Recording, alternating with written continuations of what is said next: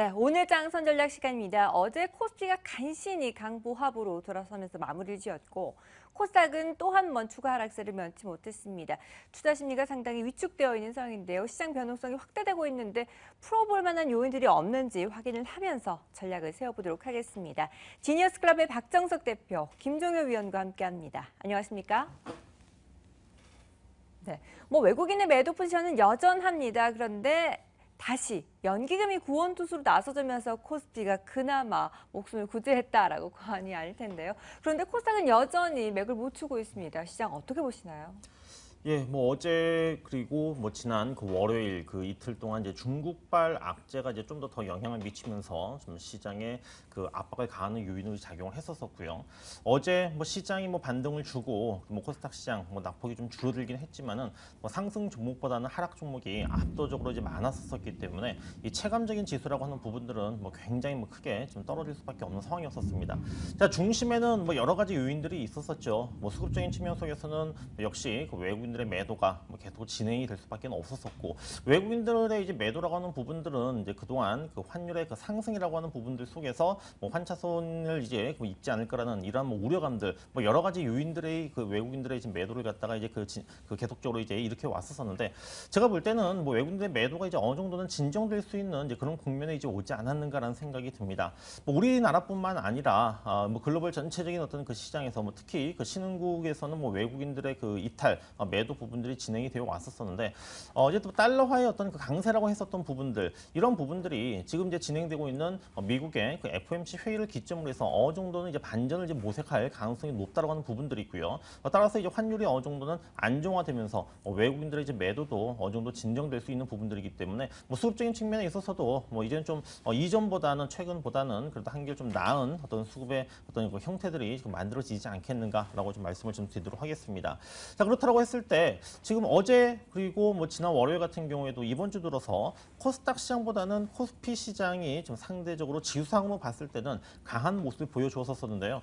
그동안 이제 낙폭 과대 대형주들 중심으로 해서 지수 자체는 좀 그 올라가는 이런 흐름들을 보였었지만은 과연 그들이 실적이 좋아서 모멘텀이 강해서 올라가는 것인가 라기보다도 그동안 이제 워낙에 많이 빠졌었다라고 하는 측면 속에서 어떤 반등이라고 할 수 있는 부분들이고요. 코스닥 시장 같은 경우에는 또 상대적으로 그동안 또 굉장히 강했었기 때문에 지금 최근 그 대외 변수 부분들이 이제 불안해지면서 나타나는 조정 국면이지만은 모멘텀이라고 하는 부분들은 제가 볼 때는 여전히 코스피보다는 코스닥 시장이 좀 더 강하지 않겠는가라고 좀 보고 있습니다. 그래서 이후에 우리가 오늘 포함해서 대응을 할 때도 지금 거래소에 우리가 이제 많이 알고 있는 그 낙폭과 대형주들보다는 역시 어떤 모멘텀이 강한 코스닥 종목들을 중심으로 해서 대응하는 것이 좀 더 유리하지 않을까 말씀을 드리도록 하겠습니다. 네, 외국인의 매도가 과연 정말 진정될 수 있을까요? 글쎄요, 의문이 가네요. 위원님은 어떻게 시장 보시나요? 그 단기 방향성에 시장의 키는 저는 FOMC하고 달러에 달려있다라고 보고 있고요. 그 외국인들의 수급이 저는 시장 전체에 대한 매도라고 보진 않아요. 종목별로 매도하고 있고 매수하고 있고 이런 흐름들이 계속 반복되고 있거든요. 그래서 외국인들이 전체 시장 전체를 보면 매수를 하고 매도를 하는 일은 반복될 수 있겠지만 저는 개별 종목에 대한 흐름으로 놓고 봤을 때 외국인들의 수급이 워낙 편차를 크게 보이고 있어서 외국인 쏠림에 의해서 여전히 종목 변동성은 커질 것으로 보고 있습니다. 그래서 외국인들이 살 것이냐 팔 것이냐도 중요하지만 외국인들이 어떤 종목을 살 것이냐 또 어떤 선택을 보일 것이냐도 중요하다라는 거죠. 상반기엔 중소형주 쪽이었는데 하반기에는 대형주 쪽으로 바뀐다면 금액상으로는 매수할 수 있겠는데 종목 숫자로 보면 깨지는 종목이 훨씬 많은 개인 투자자 입장에서 보면 굉장히 대응하기 어려운 장이 될 가능성도 있다라는 점을 주목해 보실 필요가 있겠죠. 그래서 저는 포인트를 외국인들이 사냐 파냐도 중요하지만 만약에 상반기에 보여줬던 중소형주 쪽의 매수가 아닌 대형주 쪽의 위주로 돌아서는 그런 양상을 나타낸다면 오히려 개인 투자자 입장에서는 별로 좋지 않다. 외국인들이 산다고 하더라도 그 부분을 이제 살펴볼 필요가 있겠고요. 또 하나 이제 그 우리가 흔히 얘기하는 이분법적인 구도, 코스피 살래, 코스닥 살래, 아니면 현재 구간에서 수출주 살래, 내수주 살래 이런 이분법적 구도도 이제 아무 의미가 없어졌다라는 거죠. 차라리 실적 추이라든지 실적 전망을 보고 종목을 고르는 것이 좀 더 유효하다라고 보고 있어서 전략의 핵심은 두 가지입니다. 외국인들이 사냐 파냐보다는 어떤 쪽으로 이동을 하는지 유형별 섹터를 골라내는 외국인들의 그 피킹 아이디어를 보시는 게 좀 더 좋을 것 같고요. 그다음에 두 번째로는 말씀드렸다시피 시장을 계속 이분법적인 구도로 보지 말고 실적이라고 하는 어떤 단순한 구도로 보시는 게 좀 더 이해하기 쉽지 않을까, 전략의 어떤 핵심이 아닐까 이렇게 보고 있습니다. 네, 이제 시장에서 코스피 코스닥 혹은 뭐 외국인의 매도 매수에 대해서 포커스를 맞추기보다는 오히려 종목별로 실적에 포커스를 맞춰보자라는 의견을 제시해 주셨습니다. 자, 이렇게 전체적인 시장 분위기를 파악해 봤는데요. 이번에는 종목별로 한번 확인을 해보도록 하겠습니다. 삼성물산이 주가가 드디어 주식 매수 청구권 가격 아래로 내려왔습니다. 그 가격이 57,234원이었는데요. 자, 이제 엘리엇은 환호를 했겠죠, 어제?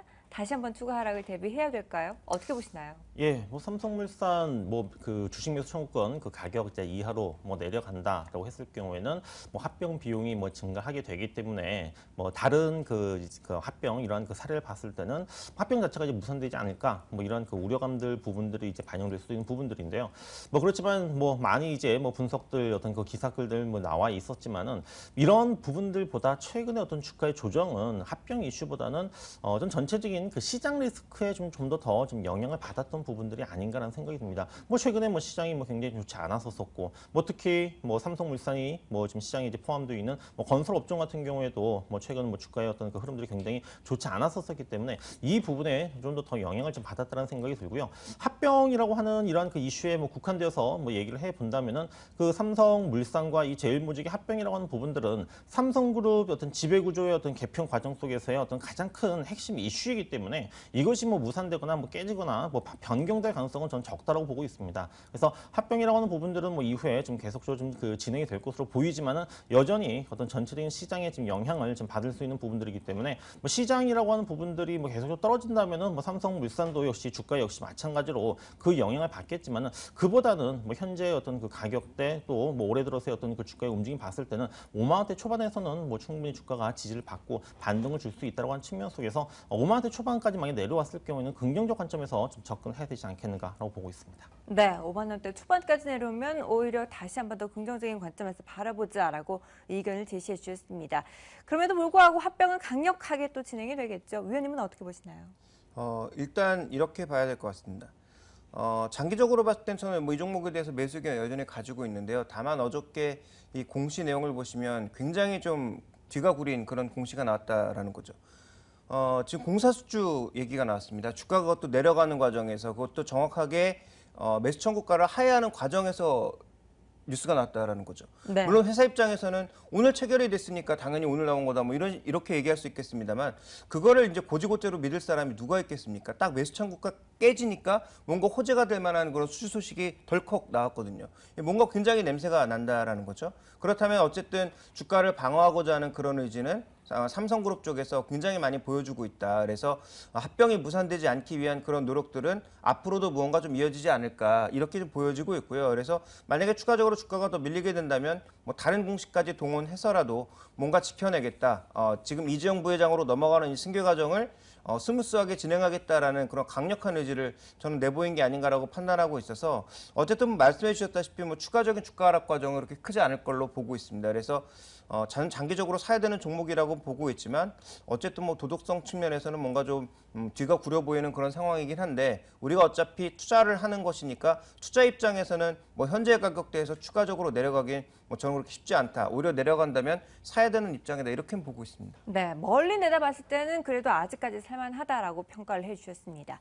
자, 그와 함께 또 카지노주들은 어제 또 한번 급등세를 시현했습니다. 그동안 메르스 여파, 중국 규제 여파를 면치 못했었는데요. 다시 또 강원랜드는 연고점을 기록했네요. 기대해봐도 될까요? 아무래도 카지노주들의 경우에는 이 중국 모멘텀이 그동안 뭐 주가에 이제 계속적으로 그 영향을 주었었기 때문에 뭐 지난 그 5월달, 6월달 2분기 이 메르스 사태로 인해서 뭐 중국 요우코의 어떤 방한 부분들이 뭐 굉장히 많이 그 취소가 된다라든지 이런 어떤 그 영향들, 좀 투자 심리가 좀 계속적으로 이제 악화가 되었었는데요. 그러면 사실상 이제 메르스 사태가 이제 종식이 되었다라고 하는 이러한 그 흐름 속에서 뭐 카지노주라든지 여행주가 이제 어제 뭐 시장이 안 좋음에도 불구하고 오전부터 이제 강세를 보였었다라고 하는 부분들은 어느 정도 이제 카지노주에게 그 영향을 주었었던 악재 부분들이 이제 해소가 되는 과정들이 아닌가라는 생각이 들고요. 뭐 실제 뭐 중국의 어떤 요커의 어떤 그 방한 계획들이 이제 계속적으로 또 뭐 뉴스를 통해서 좀 나와주고 있기 때문에 뭐 실질적인 어떤 그 실적 부분이 뭐 좋아질 수 있는 이런 그 환경들을 만들어졌다는 생각이 듭니다. 그래서 뭐 4분기부터는 이제 실적이 좋아질 것이고 또 4분기에 또 영종도 뭐 카지노 그 라이선스 발급 가능성 이러한 어떤 그 이슈 부분들이 좀 카지노주에게 영향을 준다고 했을 경우에는 뭐 충분히 좀 그 반등의 어떤 그 지속 가능성은 뭐 충분히 있다고 좀 보여주고 있기 때문에 뭐 카지노주에 대해서 뭐 지금 뭐 매수냐 매도라고 봤을 때는 매수 관점에서 좀 접근해야 되지 않겠는가라고 보고 있습니다. 네, 반등 여력이 남아있는 카지노주 매수 관점을 제시해 주셨습니다. 자, 이제 전체적인 시장 전략을 세워보도록 하죠. 하락세가 짙어지고 있는 코스닥도 걱정이고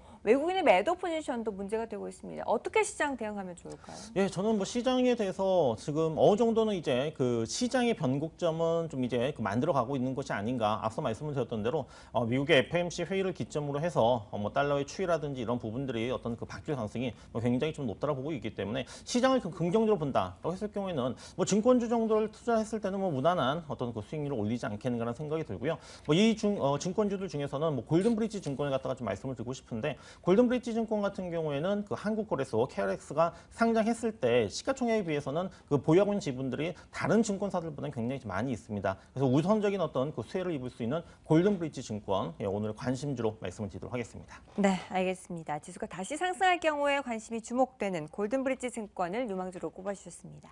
지금까지 지니어스클럽의 박정석 대표 그리고 김종효 위원과 함께했습니다. 말씀 감사합니다.